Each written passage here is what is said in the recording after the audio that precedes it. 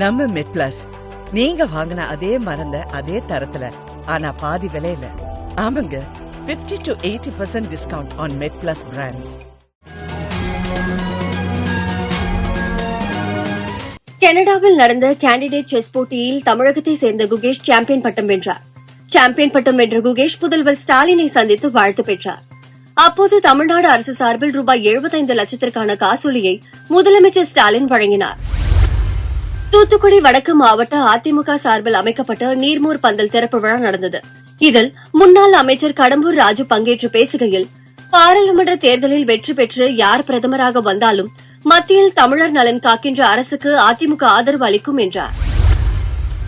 சென்னையில் தேமுதிக பொதுச் செயலாளர் பிரேமலதா விஜயகாந்த் செய்தியாளர்களிடம் கூறுகையில், 3 நாட்களுக்கு முன் எனக்கு டெல்லியிலிருந்து அழைப்பு வந்தது. விஜயகாந்திற்கு வரும் 9ஆம் தேதி பத்மபூஷன் விருது வழங்கப்படுகிறது. விருது பெற உள்துறை அமைச்சகத்திலிருந்து அழைப்பு வந்துள்ளது. நானும் விஜய பிரபாகரனும் விருது பெற டெல்லி செல்ல உள்ளோம் என்று தெரிவித்தார். கர்நாடகாவின் பெலகாவியில் நடந்த தேர்தல் பிரச்சார கூட்டத்தில் பிரதமர் மோடி பங்கேற்று பேசுகையில், கடந்த 10 ஆண்டுகளில் இந்தியா பலமாக மாறியுள்ளது. இதை நினைத்து அனைவரும் பெருமைப்படுவார்கள். ஆனால் இந்தியாவின் சாதனைக்காக காங்கிரஸ் வெட்கப்படுகிறது. தேச நலனில் இருந்து விலகி வெகு தூரம் சென்றுள்ள அக்கட்சி குடும்ப நலனில் மூழ்கியுள்ளது என்றார். டெல்லி காங்கிரஸ் தலைவர் அரவிந்த் சிங் லவ்லி திடீரென பதவியில் இருந்து ராஜினாமா செய்துள்ளார். ஆம் ஆத்மியுடன் கூட்டணி அமைத்ததற்கு எதிர்ப்பு தெரிவித்து ராஜினாமா செய்ததாக தகவல் வெளியாகியுள்ளது. ஆந்திர முதல் மந்திரி ஜெகன்மோகன் ரெட்டி தேர்தல் அறிக்கையை இன்று வெளியிட்டார். ஆந்திராவில் பூரண மதுவிலக்கு கொண்டு வரப்படும்.